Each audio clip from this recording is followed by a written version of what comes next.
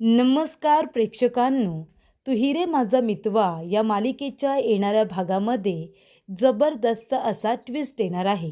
तर प्रेक्षकांनो, सुप्रिया इनोसंट आहे या गोष्टीवरती ईश्वरीचा पूर्णपणे विश्वास असतो. पण आता अर्णवसुद्धा थोडा थोडा विश्वास ठेवायला तयार झालेला आहे. फक्त अर्णवची एकच इच्छा आहे, सुप्रिया निर्दोष आहे तर मग निर्दोष असल्याचे मला पुरावे हवेत. कारण कशासाठी? मग खरे गुन्हेगार कोण आहेत त्यांना शोधून अर्णवला त्यांना शिक्षा द्यायची असते. आणि म्हणून इथे अर्णवने सुप्रियाकडे पुरावे मागितलेले असतात.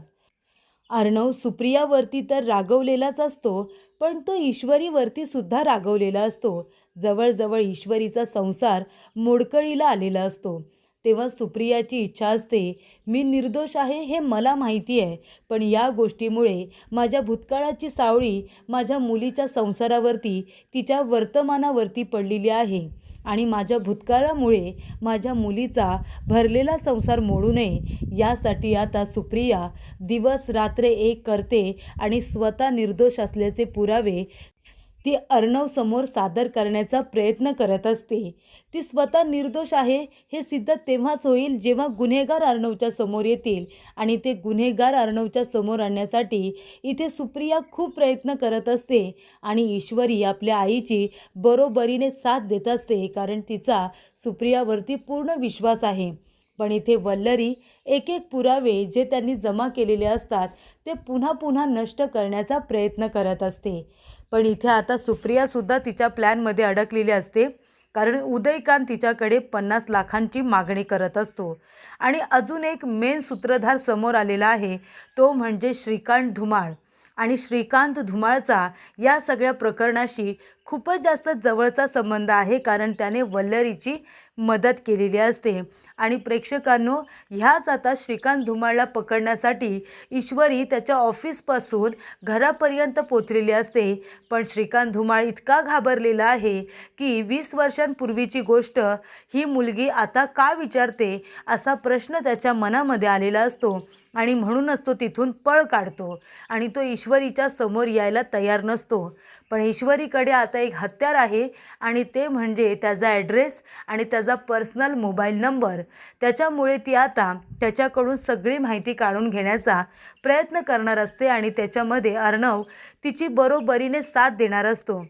सगळ्या गोष्टी घडून येतात, पण आता ईश्वरीवरती प्राणघातक हल्ला झालेला असतो आणि तिच्या डोक्याला जबरदस्त मार लागलेला असतो. आणि ती आता जगणार आहे की मरणार आहे अशी तिची अवस्था झालेली असते. आणि म्हणून इथे अर्णवने एक महत्त्वाचा डिसिजन घेतलेला असतो. त्याने आपला संसार रुळावरती आणण्यासाठी एक महत्त्वाचा निर्णय घेतलेला असतो. आणि तो निर्णय म्हणजे येणाऱ्या भागामध्ये अर्णवने टोकाचा निर्णय नाही तर महत्त्वाचा आणि स्वतःच्या इथे फायद्याचा निर्णय घेतलेला असतो.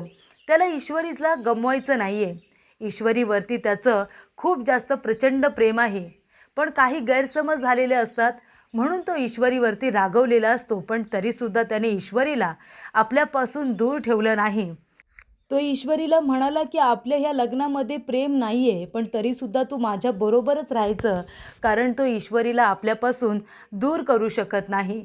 आणि म्हणूनच येणाऱ्या भागामध्ये आता आपण ईश्वरीला गमावतोय की काय या भीतीने अर्णवने ईश्वरीला प्रेमाची कबुली दिलेली असते. तिला हॉस्पिटलमध्ये खूप मोठं सरप्राईज दिलेलं असतं. पूर्ण डेकोरेशन केलेलं असतं. सगळीकडे हार्ट शेपमध्ये असलेले बलून्स लावलेले असतात. गुलाबाच्या पाकळ्यांनी संपूर्ण वॉर्ड सजवून ठेवलेला असतो. इथे आता सगळीकडे कॅन्डल लावलेले असतात, बलून लावलेले असतात. आणि ईश्वरीला त्या सगळ्यामध्ये अर्णवने गुडघ्यावरती बसून तिला प्रपोज केलेलं असतं, आपल्या प्रेमाची कबुली दिलेली असते. आणि त्यामुळे ईश्वरीला भयंकर आनंद झालेला असतो. आणि या सगळ्या गोष्टी घडायच्या आधी इथे अर्णवला महत्त्वाचा पुरावा समजलेला असतो, आणि तो म्हणजे इथे आता श्रीकांत धुमाळला वल्लरी भेटायला गेलेली असते. आणि तेव्हा इथे श्रीकांत धुमाळला अर्णवने एक ऑफर दिलेली असते, तुला हवे तेवढे पैसे देईन, पण मला मेन सूत्रधाराचं नाव सांग, कुणाच्या सांगण्यावरून तू हे सगळं केलं होतंस. आणि तेव्हा इथे श्रीकांत धुमाळ वल्लरीला भेटून हे सगळं काही सांगतो, आणि ते ईश्वरीने आपल्या मोबाईलमध्ये शूट केलेलं असतं. ईश्वरीने आता सगळं काही मोबाईलमध्ये शूट केल्यानंतर तिथे आजूबाजूला गुंड लोक असतात आणि त्यांना इथे आता श्रीकांत धुमाळने त्या मुलीचा पाठलाग करायला सांगितलेला असतो आणि तेव्हा त्या गुंडांनी ईश्वरीच्या डोक्यामध्ये वार केलेला असतो। तो पुरावा इथे ईश्वरीने अर्णवच्या हातामध्ये दिलेला असतो आणि नंतर ती बेशुद्ध झालेली असते। तेव्हा श्रीकांत धुमाळला मदत करणारी व्यक्ती वल्लरी आहे हे समजल्यानंतर तो लगेचच वल्लरीला पोलिसांच्या ताब्यात देतो। तर येणाऱ्या भागामध्ये कशा पद्धतीने या गोष्टी पुढे घडत जातात आपण सविस्तरपणे बघूया। तर प्रेक्षकांनो, इथे आता अर्णव आणि ईश्वरी दोघेजण प्रयत्न करत असतात की सुप्रिया निर्दोष झाली पाहिजे। अर्णवसुद्धा तिच्याबरोबर असतो। अर्णव म्हणतो मी आहे तुझ्याबरोबर, पण श्रीकांत धुमाळ काही भेटायला तयार नाही। ईश्वरी घरी येते। अर्णव म्हणतो काय झालं मिस इंदौर? तेव्हा ईश्वरी म्हणते नाही ना सर, तो श्रीकांत धुमाळ मला भेटायला तयार नाही आहे। तेव्हा अर्णव म्हणतो त्याचा नंबर वगैरे आहे का तुझ्याकडे? तेव्हा ईश्वरी म्हणते हो आहे ना सर। तेव्हा श्रीकांत धुमाळला आता फोन केला जातो। तो फोन उचलतो आणि म्हणतो कोण बोलतंय? तेव्हा ईश्वरी म्हणते की 20 वर्षांपूर्वी तुम्ही ज्या बाईला फसवलं होतं, एका मुलीला फसवून तुम्ही हॉटेलवरती पाठवलं होतं ना, मी तिचीच मुलगी बोलते। तेव्हा अर्णव आता फोन घेतो आणि म्हणतो हे बघ श्रीकांत धुमाळ, 20 वर्षांपूर्वी तू जो काही गुन्हा केलायस ना, तो कुणाच्या सांगण्यावरून केलास आणि कशासाठी ते तू मला सांगायचं। रक्कम तू बोलशील ती, हवा तेवढा पैसा देईन तुला, पण हे सगळं तू कुणाच्या सांगण्यावरून केलंस हे मला आत्ताच्या आत्ता सांग। आणि जर तू मला नाही सांगितलंस ना, तर हे सगळं तुझ्याकडून कसं वधवून घ्यायचं हे मला चांगलंच माहिती आहे। तेव्हा इथे श्रीकांत धुमाळ आता टेन्शनमध्ये आलेला असतो। तेव्हा ईश्वरी म्हणते सर, आता आपल्याला एक काम करायला हवं, या श्रीकांत धुमाळवरती आपल्याला बारीक लक्ष ठेवायला हवं। तेव्हा अर्णव म्हणतो ठीक आहे, उद्यापर्यंत त्याचा कॉल आपल्याला नक्की येईल आणि नाही आला तर आपण त्याला पुन्हा कॉल करायचा। तेव्हा इथे ईश्वरी आता सकाळ झाल्यानंतर श्रीकांत धुमाळच्या घराच्या बाहेर जाऊन लपून बसते, कारण तो कुणाला भेटायला जातोय, कोण त्याला भेटायला येतंय, या सगळ्या गोष्टी तिला बघायच्या असतात। तेव्हा इथे श्रीकांत धुमाळ आता वल्लरीला फोन करतो आणि वल्लरीला फोन करून सांगतो की इथे मला धमकी देण्यात आलेली आहे। 20 वर्षांपूर्वी आपण एका मुलीला फसवून हॉटेलवरती पाठवलं होतं। आता त्या बाईची मुलगीसुद्धा मला फोन करून धमकी देते। आता ती सत्य विचारते की नक्की तेव्हा माझ्या आईची बदनामी का करण्यात आली होती, तुम्ही माझ्या आईला का फसवलं होतं। तेव्हा वल्लरीला त्याने भेटायला बोलवलेलं असतं। वल्लरी घाईघाईने श्रीकांत धुमाळला भेटायला येते। वल्लरीला तिथे बघून ईश्वरीच्या पायाखालची जमीन सरकते। ईश्वरी आता त्यांचा पाठलाग करत करत ती गेटपर्यंत जाते। तेव्हा श्रीकांत धुमाळ हा गेट जवळच उभा असतो। तेव्हा ती म्हणत असते काय झालं, कुणी फोन केला होता? त्या ईश्वरीने। तेव्हा तो म्हणतो हो, ईश्वरीच मला भेटायला आली होती। तेव्हा वल्लरी आपल्या मोबाईलमध्ये असलेला ईश्वरीचा फोटो दाखवते। तो म्हणतो ही मुलगी मला तिच्या आईबद्दल विचारत होती की तिला आणि तिच्या आईला कुणी बरं फसवलं होतं। तेव्हा वल्लरी म्हणते मग तू काय केलंस, सांगितलंस का नाव? तेव्हा श्रीकांत म्हणतो नाही, आणि दुसरा तिचा नवरा होता, त्याने मला खूप सारे पैसे ऑफर केलेत, फक्त मेन सूत्रधाराचं नाव सांगायचं असं सांगितलंय, काय करू मी? वल्लरी म्हणते हे बघ, किती आणि काहीही झालं ना तरीसुद्धा तू त्यांना सत्य सांगणार नाही आहेस की हे सगळं माझ्या सांगण्यावरून तू केलं होतंस। त्यावेळेला तुलासुद्धा पैसे मिळाले होते ना, 20 वर्षांपूर्वी तुला किती पैसे दिलेत हे तुझ्या लक्षात असतीलच, त्यामुळे तोंड उघडायचं नाही, नाहीतर माझ्याबरोबर तू सुद्धा फसशील, असं आता ती श्रीकांत धुमाळला म्हणत असते। तेव्हा इथे श्रीकांत धुमाळ म्हणत असतो पण मी काय करू, ती माझा पिच्छा सोडत नाही आहे। वल्लरी म्हणते जा, एका महिन्यासाठी कुठेतरी गायब हो, त्या मी स्केच आर्टिस्टला सुद्धा पैसे दिलेत, त्यालासुद्धा गायब व्हायला सांगितले, तसा तू सुद्धा एका महिन्यासाठी कुठेतरी जा, एका महिन्यानंतर सगळेजण शांत होतील, मग तेव्हा परत ये। तेव्हा हा व्हिडिओ आता ईश्वरीने आपल्या मोबाईलमध्ये शूट केलेला असतो। संपूर्णपणे व्हिडिओ शूट झाल्यानंतर इथे आता ईश्वरीचा पाय सटकतो आणि ती जोरात ओरडते। तेव्हा गेट उघडून बघितल्यानंतर ईश्वरी आपला मोबाईल घेऊन पळून जात असते आणि तेव्हा प्रेक्षकांनो, इथे आता गुंड लोक तिच्या मागे लागतात। तेव्हा सुप्रिया आता घरी वाट बघत असते की ईश्वरी आता तरी श्रीकांत धुमाळला भेटली असेल। देवाजवळ प्रार्थना करत असते की देवा, काहीही झालं तरी मी निर्दोष असल्याचे पुरावे मिळू दे, त्याच्यावरती माझ्या मुलीचा सुखी संसार अवलंबून आहे. आणि तेव्हा ईश्वरी मोबाईल घेऊन जीवतोड धावत असते.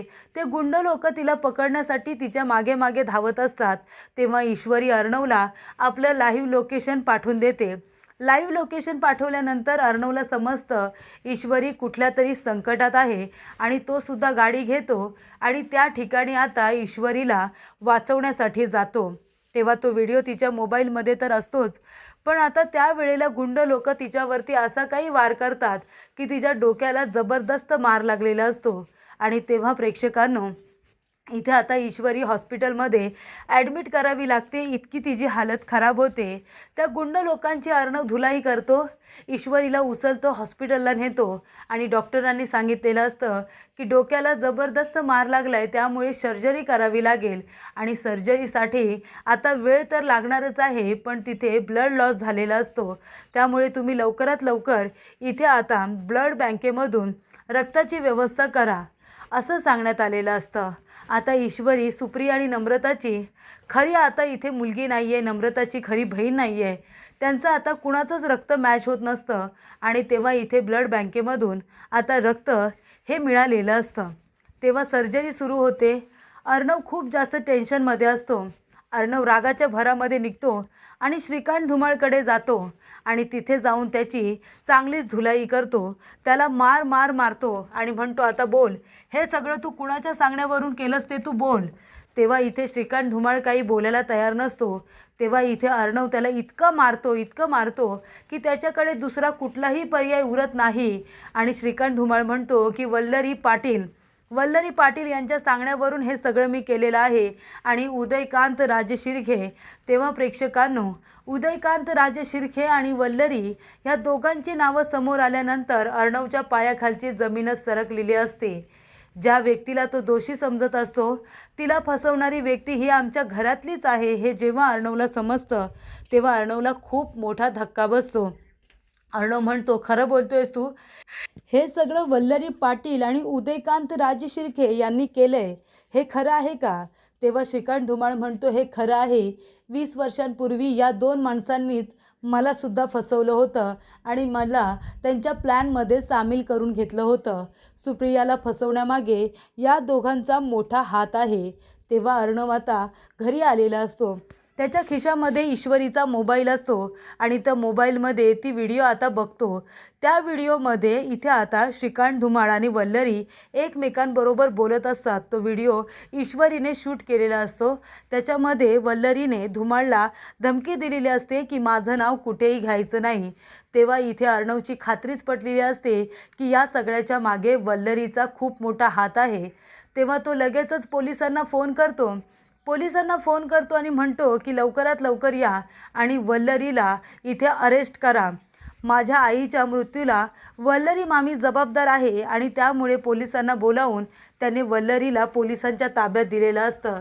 तेव्हा इथे आता घरातल्या सर्व लोकांना अर्णवने घडलेला सगळा प्रकार सांगितलेला असतो आणि दोषी वल्लरी आहे हे समजल्यानंतर आता पोलीस येतात आणि वल्लरीला अरेस्ट करून घेऊन जातात. तेव्हा इथे सगळ्यांना तात्पुरतं का होईना पण वाईट वाटलेलं असतं. पण वल्लरीने इथे आता सात्विकाचा संसार उद्ध्वस्त केलेला असतो, सुप्रियाचं आयुष्य उद्ध्वस्त केलेलं असतं, रमाकांतला विनाकारण घर सोडून जावं लागलेलं असतं. या गोष्टी सगळ्या समोर आल्यानंतर वल्लरी किती मोठी दोषी आहे हे समजल्यानंतर तिला तिच्या गुन्ह्याची शिक्षा ही मिळायलाच हवी असं मामा आता म्हणतात आणि वल्लरी जेलमध्ये जाते. त्यानंतर अर्णव विचार करतो की माझ्यामुळे ईश्वरीला किती त्रास झाला. सुप्रियाची सुद्धा तो माफी मागतो. सुप्रिया निर्दोष असल्याचं त्याला समजतं आणि तो म्हणतो की मला माफ करा काकू, मी विनाकारण तुमच्यावरती आरोप केले आणि तुमच्याबरोबर चुकीचं वागलो. तेव्हा इथे सुप्रिया म्हणते की तुझा गैरसमज दूर झाला ना, सत्य तुझ्या समोर आलं, माझ्यासाठी तेच महत्त्वाचं आहे. आणि तेव्हा इथे अर्णव आता ईश्वरीसाठी सरप्राईज तयार करतो.